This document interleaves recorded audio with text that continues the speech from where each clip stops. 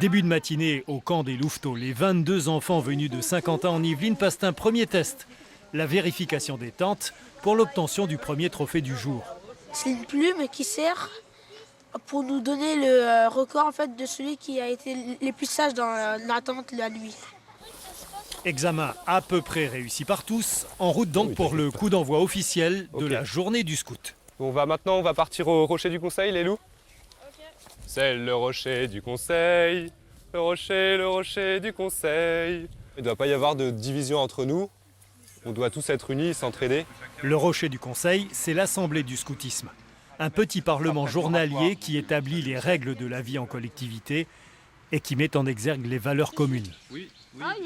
Le rocher du Conseil, c'est comme une sorte de démocratie participative où chaque louveteau en fait, peut, à ce moment-là, en fait, dire ce qu'il a à dire.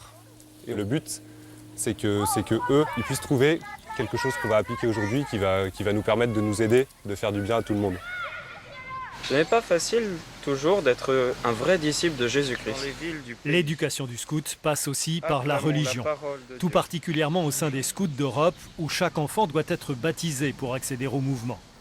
Pendant l'année, on y côtoie beaucoup de familles catholiques traditionnalistes, mais les camps d'été sont d'abord de vraies écoles de vie. Le Seigneur Jésus nous donne comme axe de vie un double axe, l'amour de Dieu et l'amour du prochain, en ayant bien conscience que l'un ne va pas sans l'autre.